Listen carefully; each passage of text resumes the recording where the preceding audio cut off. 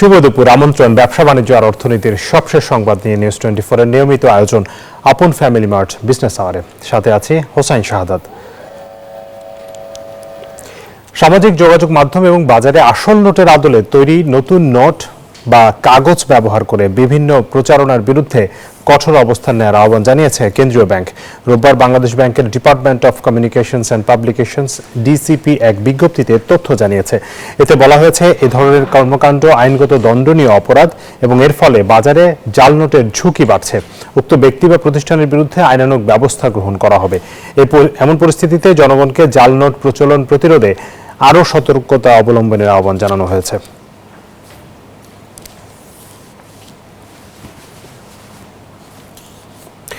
ত্রয়োদশ জাতীয় সংসদ নির্বাচনের পর চাঙ্গা হয়ে উঠেছে দেশের পুঁজিবাজার। নির্বাচনের পর রোববার প্রথম কর্মদিবসেই সূচক, শেয়ার দর ও লেনদেনে বড় উত্থান দেখা গেছে। প্রধান শেয়ার বাজার ঢাকা স্টক এক্সচেঞ্জের প্রধান মূল্য সূচক ডিএসই এক্স ইন্ডেক্স প্রায় 4% বেড়ে 5,600 পয়েন্ট ছাড়িয়েছে। একই ধারা ছিল চট্টগ্রাম স্টক এক্সচেঞ্জেও। এদিন তালিকাভুক্ত কোম্পানির 91% বেশি শেয়ারের দাম বেড়েছে। লেনদেনেও ছিল ঊর্ধ্বমুখী। নির্বাচনের আগের দিনের তুলনায় লেনদেন বেড়েছে 485 কোটি টাকা। সব মিলিয়ে দিনের মোট লেনদেন ছিল প্রায় 1,775 কোটি টাকা। 2008 সালের সংসদ নির্বাচনের পরদিন সূচক বেড়েছিল প্রায় 2.5%। এর আগে 2018 সালের নির্বাচনের পর 1.5% সূচক বেড়েছিল।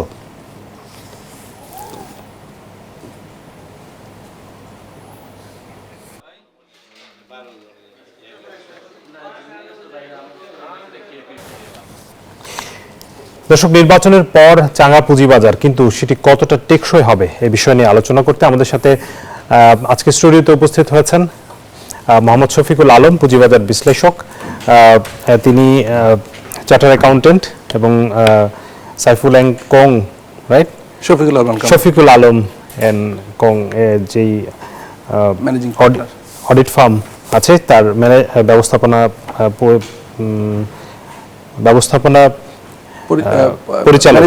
ম্যানেজিং পার্টনার আমরা বলে থাকি। আপনাকে স্বাগত জানাচ্ছি। আমাদের সাথে আরো একজন গেস্ট আছেন, তিনি জুমে যুক্ত হবেন, ডিবিএ ব্রোকার্স অ্যাসোসিয়েশনের সভাপতি সাইফুল ইসলাম। তাকেও আমরা কিছুক্ষণের মধ্যে পেয়ে যাব। আপনার কাছে শুরুতেই যেতে চাই যে এই যে এক ধরনের শ্বাসরুদ্ধকর একটা অবস্থার মধ্যে ছিল দেশের পুঁজিবাজার, বিনিয়োগকারীরা স্পেশালি, আমরা যদি বলি যে গত সরকারের আমলে পুঁজিবাজারের যে কারসাজি হয়েছে, পুঁজিবাজারে লুটপাট হয়েছে, বড় অঙ্কের অর্থ বের করে নেওয়া হয়েছে, এর যে প্রভাবটা পড়েছিল পুঁজিবাজারের ভঙ্গুর অবস্থা, সেখান থেকে গত সরকারের আমলে কিছু সংস্কার কর্মসূচি নেওয়া হয়েছে, কিন্তু আস্থার জায়গাটা আসলে সেভাবে ফিরে আসেনি। এবং আমরা গত কয়েক মাসে যদি দেখি, লেনদেন পরিস্থিতি আসলে খুব ভালো ছিল না। সেখান থেকে এক ধরনের হাইপই বলা যেতে পারে, হয়তো বা প্রথম দিন নির্বাচনের পরে মানুষ সবাই এক ধরনের উৎসাহ নিয়ে এই বাজারে গেছে। এটিকে আপনি কিভাবে দেখেন, আর এটি আসলে কতটা টেকসই হবে বলে আপনি মনে করেন? আপনাকে ধন্যবাদ আমাকে আমন্ত্রণ জানানোর জন্য। আর যে কোশ্চেনটা করেছিলেন, আসলে পুঁজিবাজার কেন্দ্রিক লাস্ট গত দেড় বছর যদি আমি বাদ দিই, এর আগের একটা লম্বা সময় আমরা দেখেছি যে মার্কেট ম্যানিপুলেশন, মার্কেট মেকিংটার ক্ষেত্রে যেসব ইন্টারমিডিয়েরি বা যারা যুক্ত ছিলেন, ইভেন সেই সময়ে যারা পুঁজিবাজারের রেগুলেটররাও ছিলেন, তারাও টু সাম এক্সটেন্ট ইনভলভের কারণে মার্কেটটাকে আসলে একটা আর্টিফিশিয়াল লুক দেওয়া হয়েছে। কখনোই কিন্তু মনে হয়নি যে বাজারের যে একটা ইকোনমিক্সের বেসিক যে ইকুয়েশন, ডিমান্ড সাপ্লাইয়ের উপর হয়নি, অনেকটা আর্টিফিশিয়াল বাবল দেওয়ার চেষ্টা, মার্কেটকে কন্ট্রোল করবার, যেটি আমরা ডলার বা অন্য জায়গায়ও দেখেছি। যখন আপনি ফ্রি ফ্লো না করেন ওপেন ইকোনমিতে, আপনি কিন্তু চাহিদা এবং যোগান এর উপরে একটা ইকুইলিব্রিয়াম পয়েন্ট আসবে, একটা জায়গায় এসে সেট হবে। সেই জায়গাটা কিন্তু আমরা পাইনি। অলওয়েজ এটাকে মেকিং করা হয়েছে, একটা আর্টিফিশিয়াল লুক দেওয়ার চেষ্টা করেছে। এটি করে পুঁজিবাজারকে অনেক ক্ষতি করা হয়েছে। এরপরে গত দেড় বছরে আমরা দেখলাম যে যেখানে রিফর্ম করার চেষ্টা করা হয়েছে, রিফর্ম হয়েছেও কিছুটা, বা রিফর্ম করতে যে সহজ কাজটি, যে কাজটি করার দরকার ছিল সেটি না করে সব সহজ পথে হেঁটেছেন লাস্ট কমিশন। কি করেছেন তারা প্রচুর পরিমাণে পেনাল্টি, জরিমানা। এখন কোশ্চেন হচ্ছে যে মার্কেটে যখন জরিমানা করা হয়, মার্কেটে যখন ধারণা করা হয় যে আগে সবকিছুই খারাপ ছিল, এতে করে কি শুধুমাত্র যারা মার্কেটের ওই সময় ম্যানিপুলেট করেছে তারা শাস্তি পায়, নাকি সাধারণ বিনিয়োগকারীরা পায়? আমি নিশ্চিত সাধারণ বিনিয়োগকারীরা পায়। তো সেই জায়গায় গত 1.5 বছর আমরা দেখেছি যে মার্কেটের সুশাসন প্রতিষ্ঠার জন্য রিফর্মের অনেক ইনিশিয়েটিভ নেওয়া হয়েছে। সেই রিফর্মটা কার্যকরী করবার আগেই ঢালাওভাবে বিভিন্ন আপনার জরিমানার মাধ্যমে মার্কেটে একটা প্যানিক ছিল। তো সেই ধারণার কথায় আমি যদি বলি, পুঁজিবাজার সংশ্লিষ্ট গত প্রায় আপনার 18-19 বছরের আমার অভিজ্ঞতা থেকে মনে হয়েছে যে মানুষ একটা স্বস্তির জায়গায় চাচ্ছিল। তো যেটি হয়, সরকার, আপনি যেমনটি বললেন, সরকার যখন পরিবর্তন হয় তখন মানুষ পরিবর্তনের প্রত্যাশা করে, মনে করে যে এখন একটা সাস্টেনেবল ডিমান্ড সাপ্লাই এবং রিয়েল যে মার্কেটটা হওয়া উচিত সেটি আসবে।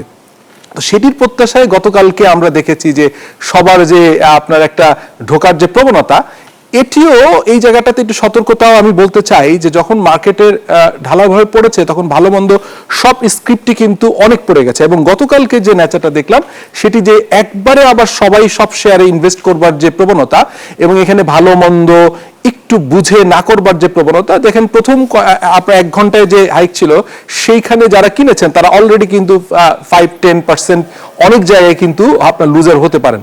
সো আমার একটা এই বিষয়ে আপনি যেটা বললেন যে এটাকে কি সাস্টেইন করবে কিনা, এটা কি টেকসই হবে কিনা, এটা ডিপেন্ড করবে হচ্ছে যে গত সরকার যে রিফর্মগুলো নিয়েছে সেটাকে মাথায় রেখে পুঁজিবাজারকে কেন্দ্র করে যে চ্যালেঞ্জগুলো, যেমন আমাদের গত কেয়ারটেকার হেড ছিলেন, উনি বলেছিলেন বেশ কয়েকটা উদ্যোগ, তার ভিতরে ছিল হচ্ছে যে গভর্নমেন্ট শেয়ার এবং ভালো কোম্পানিগুলোকে পুঁজিবাজারে তালিকাভুক্ত করবার জন্য পুঁজিবাজারে যে ফান্ডের প্রবলেম ছিল, এখন আমরা দেখি ডলার কিন্তু উল্টা সারপ্লাস আছে অথবা জমা আছে, আমরা তারল্য সংকট বলে এখন কিন্তু কোনো জায়গায় নেই।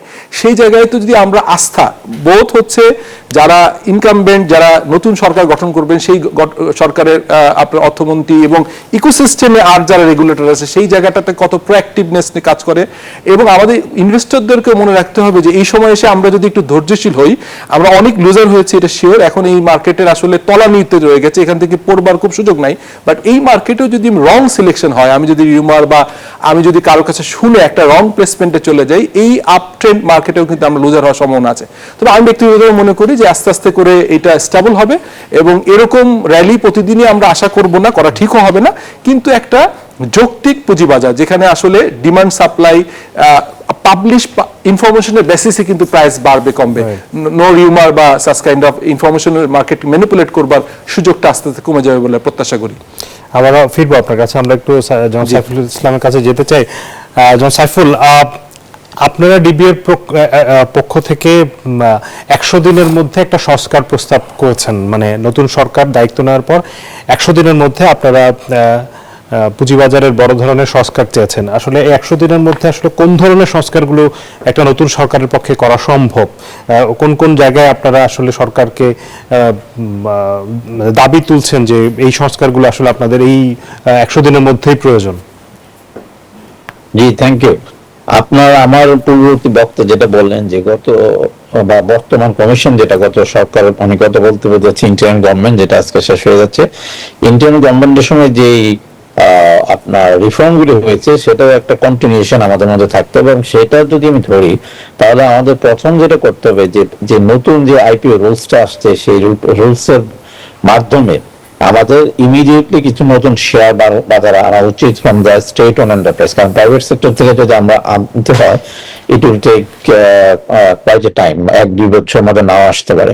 এখন আমাদের supply side has been very weak, এটা আমরা বহুদিন ধরে বলে আসছি। গত সরকার যেটা বলেছিলেন যে 11 মে আপনার মিটিং এ চিফ অ্যাডভাইজার সাহেব একটা মোটামুটি ভাবে একটা টাস্ক ফোর্সকে মতো করে দিয়েছিলেন যে কয়েকটা শেয়ার যাতে বাজারে ইমিডিয়েটলি চলে আসে। আনফরচুনেটলি সেটা আসে নাই এবং এই ধারাটা আমরা দেখতে পাচ্ছি গত 15 বছর ধরে।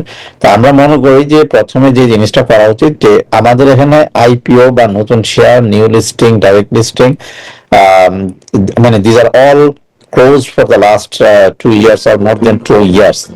এই জায়গা থেকে আমরা বেরিয়ে চাচ্ছি, আমরা চাচ্ছি যে বাজারের নর্মাল যে বিহেভিয়ার সেটা হচ্ছে কি বাজারে আপনার শেয়ার আসবে, হ্যাঁ, কিন্তু এই শেয়ার আসাটা বন্ধ হয়ে গেছে, সেটা দিয়ে আমরা শুরু করতে চাচ্ছি। এছাড়া আমরা যে প্রস্তাবগুলি দিয়েছি সেগুলোর মধ্যে ধরেন আপনার খুব মানে আমার পূর্ববর্তী বক্তা যা বললেন তার চেয়ে খুব বেশি যে ডিফারেন্ট না। আমাদের রিফর্মস গুলি কন্টিনিউ করতে হবে।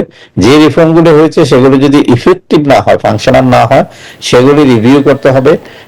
তারপরে আমরা স্ট্রাকচারাল চেঞ্জ চাচ্ছি, যেমন ধরেন আপনার যে আমরা রেগুলেটরি এন্ডে চেঞ্জ চাচ্ছি, আমরা স্টক এক্সচেঞ্জ গুলি মোর এম্পাওয়ারমেন্ট চাচ্ছি, আমরা সিডিবিএল মোর ইফেক্টিভ চাচ্ছি, সিসিবিএল এখনো শুরুই হয়নি, আমরা নতুন প্রোডাক্ট চাচ্ছি বাজারে।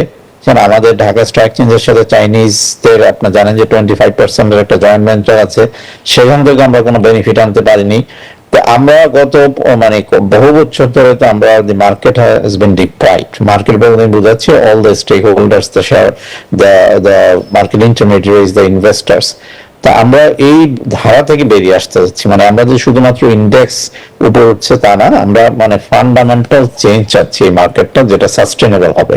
And at the same time যে আমাদের যে ভলিউম, সেটা ধরেন আপনার আমরা যেটাকে লোয়ার লেভেল ইকুইলিব্রিয়াম বলে, সেটা আমাদের মার্কেটের সবগুলো প্যারামিটার আমরা যদি দেখি তাহলে 1500 থেকে 2000 কোটি টাকা হওয়া উচিত।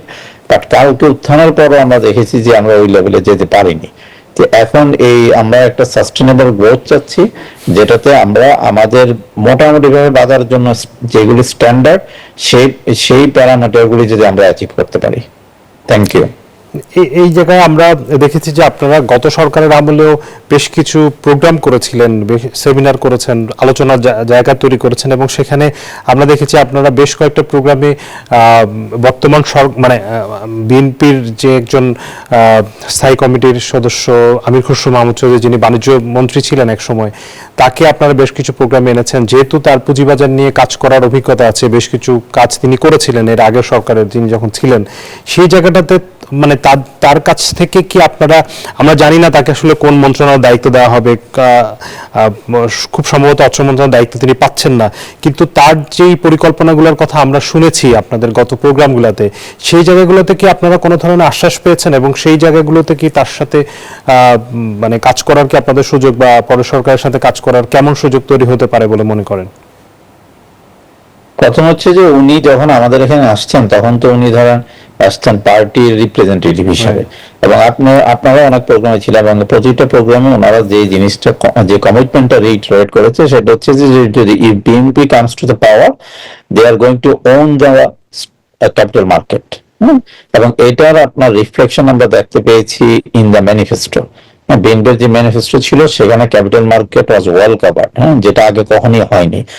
সো এটা ছাড়াও আমরা বিএনপির সম্মানীয় চেয়ারম্যান মহোদয় এখন যিনি আছেন, তারেক রহমান সাহেবের সাথে দেখা করেছি। আমরা আমাদের যে সমস্যাগুলির কথা আমরা দীর্ঘদিন আলোচনা করে আসছি, ওনাকে বলেছি, উনি he gave us a patience hearing, এবং উনি বলেছে যে যদি BNP comes to power, if we are mandated by the public, তাহলে অফকোর্স আমাদের একটা প্রায়োরিটি থাকবে ক্যাপিটাল মার্কেট।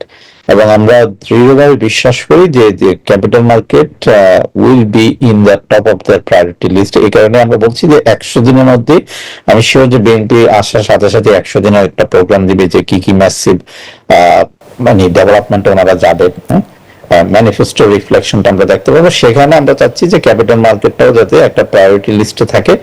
কারণ আবারও বলছি যে এই পুঁজিবাজারে 33 লক্ষ বিনিয়োগকারী থেকে এখন 14 লক্ষ 15 লক্ষ বিনিয়োগকারী। তার কারণ হচ্ছে যে 15 লক্ষ বিনিয়োগকারী have lost their capital and left the market. এই জিনিসটা আমরা বিএনপির বর্তমান চেয়ারপারসন তারেক রহমান সাহেবকে বলেছি, and he was very surprise যে যেখানে আমরা একটা মিডল ইনকাম কান্ট্রি হিসাবে ট্রিটেড, যেখানে সবসময় ইনভেস্টর পরিমাণ বাড়ে, but we had a different আপনার এপিসোড, যেখান থেকে 33 থেকে 15-তে চলে আসছে। তো উনি শুনেছেন, এবং উনি আমাদেরকে আশ্বস্ত করেছেন যে BNP will do everything possible to bring the investors back into the market, এবং এটাকে অবশ্যই সাস্টেনেবল করতে হবে। যেটি খুব ভালো একটি খবর আপনি দিয়েছেন শফিক। এই যে বিএনপির যে ক্ষমতায় আসা, মানে এটি কি পুঁজিবাজারের জন্য মানে কতটা ভালো হলো? মানে মানুষ আসলে চাচ্ছিল একটি নির্বাচিত সরকার, এবং সেই নির্বাচিত সরকার যেহেতু বিএনপির এর আগেও দেশ পরিচালনার অভিজ্ঞতা রয়েছে এবং বিএনপির বেশ কিছু অভিজ্ঞ ব্যক্তি আছেন যারা ব্যবসা বাণিজ্য এবং পুঁজিবাজারের সাথে সংশ্লিষ্ট, সেক্ষেত্রে কি আপনার মনে হয় যে এই সরকারের হাত ধরে পুঁজিবাজার একটি ভালো জায়গায় পৌঁছাবে, নাকি আবারও অলিগার্কদের একটা থাবাতে পুঁজিবাজার মানে যেটুকু আছে সেই আস্থাটুকু হারাবে? মানুষ যে আশার একটা আলো দেখছে, সেই জায়গাটাতে আপনার কাছে কি মনে হয় সামনের দিনে আসলে বিএনপি সরকারের হাত ধরে পুঁজিবাজার কোথায় যেতে পারে বলে মনে করেন? ধন্যবাদ। আমি সাইফুল ভাইয়ের কথা মনোযোগ দিয়ে শুনছিলাম। আপনারা যদি হিস্ট্রিক্যালি দেখেন, বিএনপির প্রথম যে সরকারটা, অর্থাৎ আমি যদি 75 পরবর্তী 81 সাল পর্যন্ত দেখি, এই সময় কিন্তু দেশের ইকোনমি একটা একদম মানে ভঙ্গুর জায়গা থেকে গ্রো করে একটা খুব ভালো জায়গায় চলে আসছিল। তারপরে একটা স্বৈরশাসন চললো প্রায় 9 বছর, অ্যান্ড দেন আপনি 91 সাল যদি দেখেন, যত ইকোনমিক রিফর্ম আমাদের দেশের অর্থনীতির, আমাদের ন্যাশনাল বাজেটের একটা সিগনিফিকেন্ট অংশ কন্ট্রিবিউট করে এনবিআর এর থেকে রেভিনিউ, এবং সেটির অলমোস্ট 50% ডাইরেক্টলি ইনডাইরেক্টলি কন্ট্রিবিউট করে ভিএটি সিস্টেম। সেই ভিএটি কিন্তু 1991 সালে আইন আসলো। এই সময়টা আপনি পুঁজিবাজারে খুব খারাপ কিছু পাবেন না। 91 to 96 আপনি দেখবেন যে মোটামুটি একটা পজিটিভ ট্রেন্ডে ছিল, ব্যবসা বাণিজ্যের একটা বেশ গ্রোথ ছিল। এরপরে আবার যখন আপনি 2001 থেকে 6 দেখবেন, সেই সময় দেখবেন যে স্টক মার্কেটে তেমন খারাপ ছিল না, রেদার গ্র্যাজুয়ালি গ্রো করতে করতে লাস্ট যে ওই সময়ের যে 111 এর গভর্নমেন্ট, সেই সময়টা একটা বাবল ব্লাস্ট হয়েছিল বা অতিরিক্ত একটা বেড়ে গিয়েছিল। বাট আমি বিএনপির সময়গুলো আশাবাদী হতে চাই, সঙ্গে সঙ্গে সতর্কও থাকতে চাই। এই সময় হচ্ছে যে বিএনপির অতীতের যে যতগুলো গভর্নমেন্ট আমরা দেখেছি, এই সময়ে দেশের অর্থনীতি, পুঁজিবাজার এবং মোটামুটি লেভেলে ভালো ছিল। অন্য অন্য জায়গায় কিছু কোশ্চেন থাকতে পারে, ধরেন সুশাসন বা কারাপশন, এটা নিয়ে কিছু কোশ্চেন আছে, সবাই থাকে বাংলাদেশে যেহেতু। বাট আমি দেখেছি ব্যবসা বাণিজ্য এবং পুঁজিবাজার নিয়ে সবসময় ভালো ছিল, সেটা প্রত্যাশা করতে পারি। একই সঙ্গে আমাদের মাথায় রাখতে হবে 17 বছর প্লাস 1.5 বছর, 18-19 বছরের যে একটা আমাদেরকে একটা ব্যাড লার্নিং আমরা পেলাম, মানে যে সিচুয়েশন থেকে আমরা শিক্ষা নিলাম, আশা করি এখনকার সময় ওই শিক্ষাটা যদি আমরা নিতে পারি, আমরা যদি বেসিক্সে থাকি, আমার খুব বেশি কিছু করার দরকার নাই, আমাকে যদি বেসিক্সে থাকতে পারি, যেমন যে সাইবুল ভাই বলছিলেন, ওনারা অলরেডি আমি জানি যে মানে ইনকামবেন্ট যে প্রাইম মিনিস্টার জনাব তারেক রহমান সাহেবের সাথে দেখা করে বলেছেন, আমরাও গতকালকেও বিভিন্ন আর্টিকেলে লেখার চেষ্টা করেছি, সেটি হচ্ছে বেসিক যে জিনিসগুলো, সেটি হচ্ছে যে আপনার গভর্নমেন্টের বেশ কিছু কোম্পানি আছে যারা ভালো করছে, সেটা ডাইরেক্ট লিস্টিং এর মাধ্যমে হোক, ডাইরেক্ট লিস্টিং এ হবে, সেগুলো আনার, এবং দেশে ব্যবসা করছে মাল্টিন্যাশনাল কোম্পানি এবং লোকাল গ্রুপ অফ কোম্পানিজ যাদের রিয়েলি মার্কেট শেয়ার ভালো, তাদেরকে উদ্বুদ্ধ করা, সুশাসন আনা, এবং ট্যাক্স ব্র্যাকেটটা অর্থাৎ নন লিস্টেড প্রাইভেট কোম্পানি এবং লিস্টেড প্রাইভেট কোম্পানি, যেটা আমরা প্রত্যাশা করছিলাম 12 থেকে 15% ট্যাক্স গ্যাপ থাকবে, সেটা গত পিরিয়ডে আমরা দেখেছি 7.5, উইচ ইজ ভেরি আনফর্চুনেট। এটাকে চেঞ্জ করতে হবে। এবং আমি বলি, আমি প্রায়শই আগে গত 10 বছরই বলে আসছি যে আমরা যে আপনার ট্যাক্সের প্রণোদনা দেই, যার মানে হচ্ছে ট্যাক্স হলিডে দেই, এই ট্যাক্স হলিডে দেই হচ্ছে ইকোনমিক যেন ডাইভার্সিটি হয়, অর্থাৎ আমাদের শুধু ঢাকা কেন্দ্রিক না হয়, সারা বাংলাদেশে ছড়ায়। অর্থাৎ আমরা প্রথমে ঢাকার বাইরে দেখেছি, পরে নারায়ণগঞ্জ, মুন্সিগঞ্জ এবং গাজীপুরে এখন ট্যাক্স হলিডে পাওয়া যাচ্ছে না, তার বাইরে আছে। সো এখানে পুঁজিবাজারকে স্ট্রং করতে গেলে এবং গভর্নমেন্টের যত প্রজেক্ট, ডেভেলপমেন্ট প্রজেক্ট, এটা যদি পুঁজিবাজার থেকে অর্থ সংগ্রহ করবার চেষ্টা করা হয় এবং ট্যাক্সের ফিসক্যাল এবং নন ফিসক্যাল যত প্রণোদনা দেওয়া যায়, তাহলে কিন্তু মার্কেটের এখন যে বাবল তৈরি হওয়ার যে সম্ভাবনা থাকবে, ভালো স্ক্রিপ্ট না থাকার কারণে ভবিষ্যতে যে সংখ্যার জায়গা তৈরি হবে। এবং আপনি দেখেছেন জিপি যখন আমরা আনতে পেরেছিলাম, জিপি আসার সঙ্গে সঙ্গে কি পরিমাণ মার্কেটে একটা ফান্ড আসছে। তো সেই জায়গায় আমি মনে করি যে ইউনিলিভার সহ আমি অ্যাটলিস্ট 50টা কোম্পানি, যাদের হচ্ছে আমরা বিভিন্ন সময় কথা বলেছি, এবং আমরা এটা অবশ্যই নতুন অর্থমন্ত্রীকে, আমাদের institute of charter accountants of Bangladesh আইসিবির আমি কাউন্সিল মেম্বার, বা আমরা যারা আছি, আমরা চেষ্টা করব যে এই জায়গা থেকে এটা বারবার করে মনে করবে দেওয়ার জন্য। জি, আমরা এই মুহূর্তে যেতে চাই আমাদের প্রতিদিনকার আয়োজন পত্রিকার শিরোনাম, বাণিজ্য বিষয়ক যে প্রধান কিছু শিরোনাম আমরা দেখতে চাই। আমার কাছে শুরুতে যে পত্রিকাটি রয়েছে দ্য বিজনেস স্ট্যান্ডার্ড, তারা রমজানের ভোগ্যপণ্য নিয়ে একটি বিশেষ সংবাদ করেছে। তারা বলছে যে রমজানের পণ্য বিপুল পরিমাণে আমদানি হলেও বাজারে দাম বাড়ছেই। ব্যবসায়ীরা বলছেন বন্দর ধর্মঘটের কারণে সময় মতো পণ্য খালাস না হওয়া এবং নির্বাচনের ছুটিতে চাহিদা বেড়ে যাওয়ায় সরবরাহে সাময়িক ঘাটতি তৈরি হয়েছে, যদিও চাহিদার তুলনায় পণ্যের মজুত বেশি রয়েছে বলে জানিয়েছেন তারা। পরের সংবাদটি দ্য ফাইন্যান্সিয়াল এক্সপ্রেস তারা সংবাদ করেছে রপ্তানি ও কর্মসংস্থান বাড়াতে বাণিজ্য কর সংস্কারের সুপারিশ টাস্কফোর্সের। একটি বিশেষজ্ঞ কমিটি বাংলাদেশের বাণিজ্য কর ব্যবস্থায় আমূল সংস্কারের সুপারিশ করেছে, যাতে কর্মসংস্থান সৃষ্টি এবং অন্তর্ভুক্তিমূলক প্রবৃদ্ধি সহ একটি গতিশীল এবং রপ্তানিমুখী অর্থনীতি গড়ে তোলা সম্ভব হয়। এটির বিস্তারিত কোথায় আসলে কোন ধরনের কর নীতি হওয়া উচিত সেটির কিছু পরামর্শ উঠে এসেছে এই সংবাদে। পরের সংবাদটি দৈনিক সমকাল, তারা বলছে নির্বাচনের পর চাঙ্গা শেয়ার বাজার, যেটি নিয়ে আমরা আসলে আলোচনা করছি। কি কেমন চাঙ্গা হলো, কত পয়েন্ট বেড়েছে সেটির একটি সংবাদ প্রতিবেদন আমরা দেখতে পাচ্ছি। পরের সংবাদটি বাংলাদেশ প্রতিদিন, তারা বলছে নতুন সরকারের কঠিন পথ, আশাবাদ নিয়ে তাকিয়ে ব্যবসায়ীরা। এটি আসলে খুবই স্বাভাবিক, গত 1.5 বছর ধরে আসলে আমরা এই বিষয়গুলো শুনছি। ব্যবসায়ীরা এটি নির্বাচিত সরকারের আশায় ছিলেন এবং সেটি পাওয়াতে তারা বেশ আশাবাদী হয়ে উঠেছেন।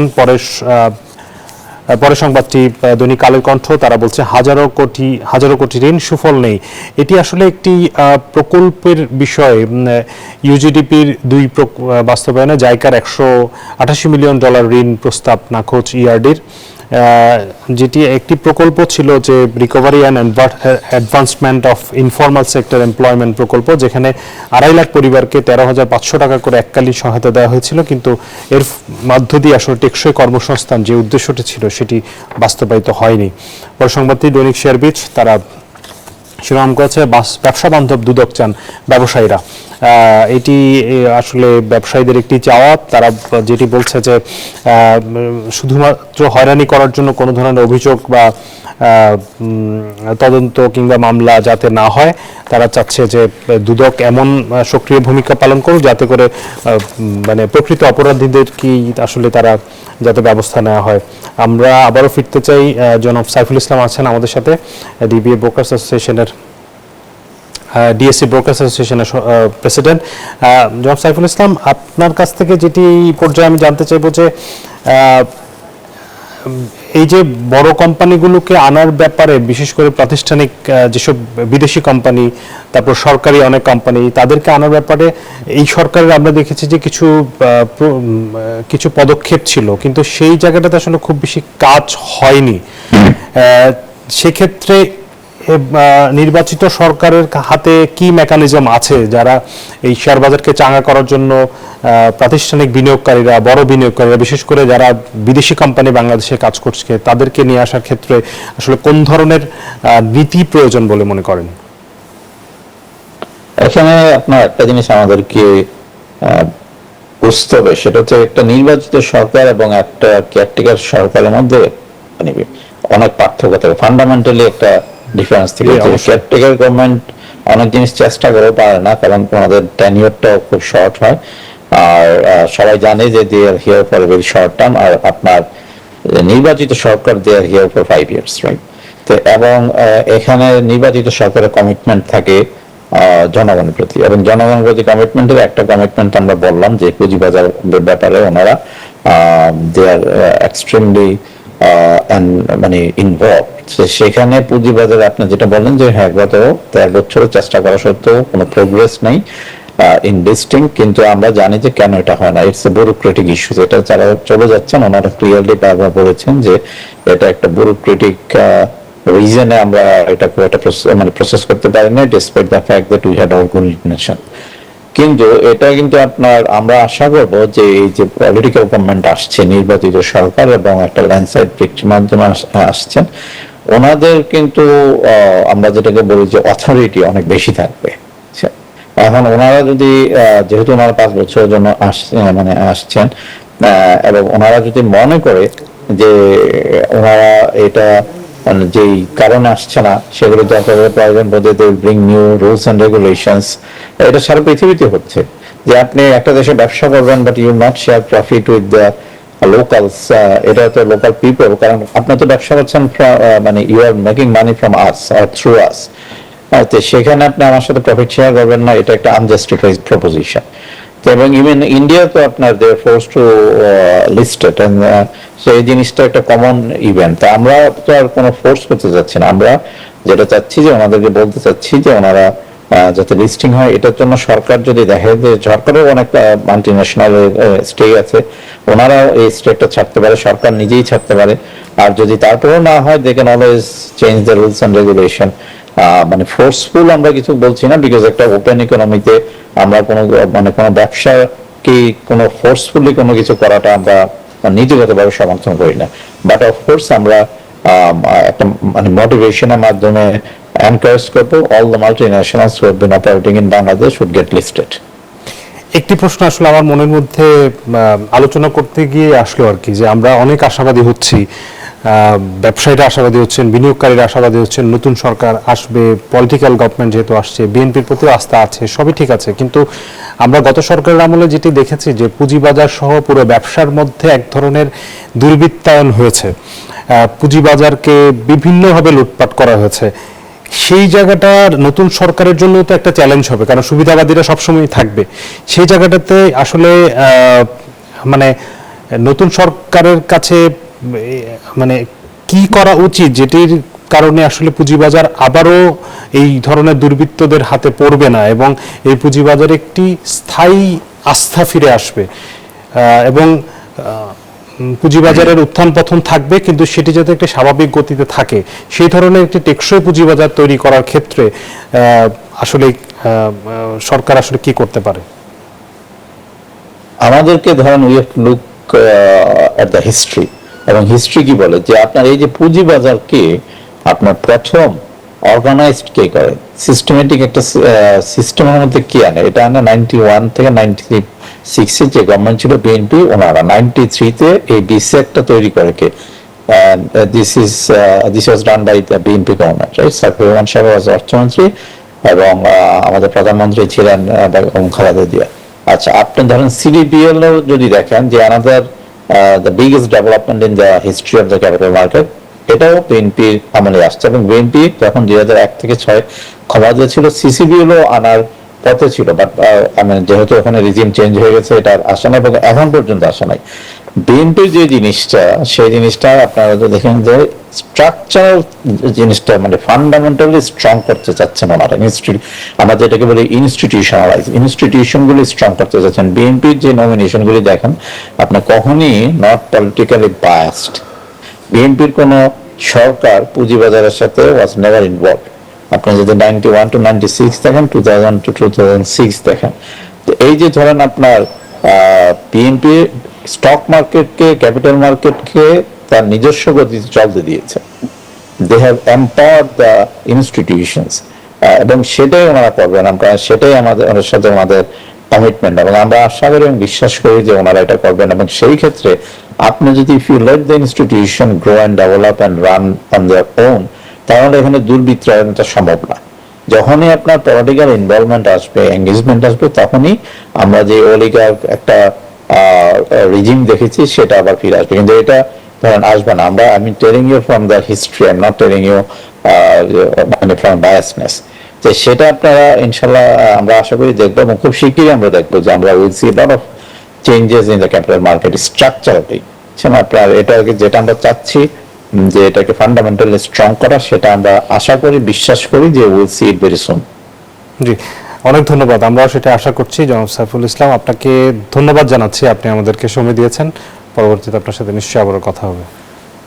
ধন্যবাদ দর্শক মণ্ডলীকে, ধন্যবাদ। আসসালামু আলাইকুম। আমরা আপনার কাছে ফিরবো। আপনাকে একটি প্রশ্ন রেখে আমি বিরতিতে যেতে চাই, সেটি হচ্ছে এই নতুন সরকারের আমরা যে আলোচনাগুলো শুনেছি, আমি আমির খসরু মাহমুদ চৌধুরীর কথা বারবার নিয়ে আসছি, কারণ গত 1 বছরে ওনাকে অনেক অ্যাক্টিভ দেখা গেছে।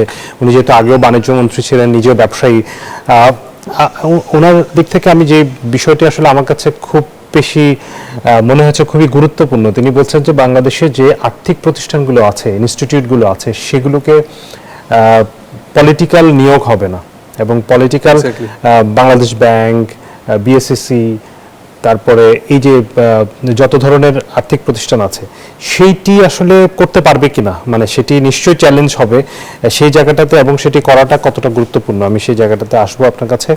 জনাব শফিকুল আলম, আমরা দেখতে পাচ্ছি গতকাল একটা বড় উত্থানের পরে আজকে আবার কিছুটা ডাউনের দিকে গেছে, এটিকে নিশ্চয়ই আপনি স্বাভাবিক বলবেন। আমি আপনার কাছে একটি প্রশ্ন রেখেছিলাম বিরতির আগে, সেটি হচ্ছে ইনস্টিটিউটগুলোকে আসলে ফাংশন করতে দেওয়া, তাদের মতো করে নিরপেক্ষ থাকা এবং যোগ্য ব্যক্তিদেরকে ইনস্টিটিউটের প্রধান হিসেবে রাখা, যেটি আসলে বিএনপি বারবার কমিটমেন্ট করছে, সেই জায়গাটাতে আপনার মন্তব্য জানতে চাই। দেখুন, একটা ইন্টারেস্টিং বিষয় হচ্ছে যে গত বেশ কয়েক বছর, স্পেশালি 111-এর পরে, লাস্ট গভর্নমেন্ট ক্ষমতায় আসার পরে তাদের যে অ্যাক্টিভিটিসগুলো ছিল কিন্তু ইনফ্রাস্ট্রাকচার ডেভেলপমেন্ট, অনেক কাজও হয়েছে, কোনো সন্দেহ নেই, কিন্তু এর থেকে বড় পরিসরে হচ্ছে কর্পোরেটের সুশাসনের অভাব এবং ইনস্টিটিউশন ভাঙবার যে একটা প্রবণতা। আপনি যদি বলেন ইউনিভার্সিটি, যেটি বিএনপির আগের সরকারের সময় এডুকেশন সিস্টেম যেরকম ছিল, বিজনেস যেরকম ছিল, মানে টু সাম এক্সটেন্ট সবকিছুকেই পলিটিসাইজ করা এবং একটা কোল্যাটারাল ড্যামেজ যেটাকে আমরা বলি, মানে হচ্ছে ইনস্টিটিউশন ভেঙে ফেলছে। সেটা যদি বলেন বিচার ব্যবস্থা, আপনার অ্যাডমিনিস্ট্রেটিভ সিস্টেম, সব জায়গাতেই কিন্তু টু সাম এক্সটেন্ট একটা অলিগার্ক তৈরি করেছে। এইটার প্রেক্ষিতে আপনি দেখবেন যে বিএনপির চেয়ারপারসন জনাব তারেক রহমান দীর্ঘদিন একটা কথা বলছেন যে আমি নেক্সট ইয়ারগুলোকে খুব বেশি মেগা ইনফ্রাস্ট্রাকচার করতে চাচ্ছি না, বা আমাদের ফোকাসে নাই, বিকজ মেগা ইনফ্রাস্ট্রাকচার মানে হচ্ছে মেগা দুর্নীতি। তবে ডেফিনেটলি এটাও দরকার ছিল, খুব দরকার ছিল না তা না, সামনেও হবে এটা কিন্তু ফোকাসটা কোথায়? ফোকাসটা হচ্ছে উনি বারবারই বলছেন যে ফান্ডামেন্টাল বেসিকগুলো ঠিক করা। সেই জায়গাটা যদি ইনস্টিটিউশন ঠিক না করতে পারে এই গভর্নমেন্ট, তাহলে আর যাই হোক না কেন সেটা একটা আবারও বাবল তৈরি হবে। তার মানে আপনি বেসিক ফান্ডামেন্টাল ইস্যুগুলোকে আনরিজলভ রেখে, আনসলভ রেখে, আপনি যতই গাছের গোড়ায় যদি পচন ধরে, আপনি উপর থেকে পাতায় যত পানি দেন, it will not be work. আপনি এইটাকে আপনাকে করতে হবে, সেটা হচ্ছে ইনস্টিটিউশনগুলোর যে করাপশন, ইনস্টিটিউশনের যে দলীয়করণ, ইনস্টিটিউশনগুলোকে যেমনি আজ্ঞাবহ করে তোলা এবং তাদেরকে যে স্বাধীন যে ইনস্টিটিউশনগুলো আছে, যেমন ধরেন দুদকের কথা বলা হয়, আপনাদের রিপোর্টে দেখলাম, বা বিচার ব্যবস্থা।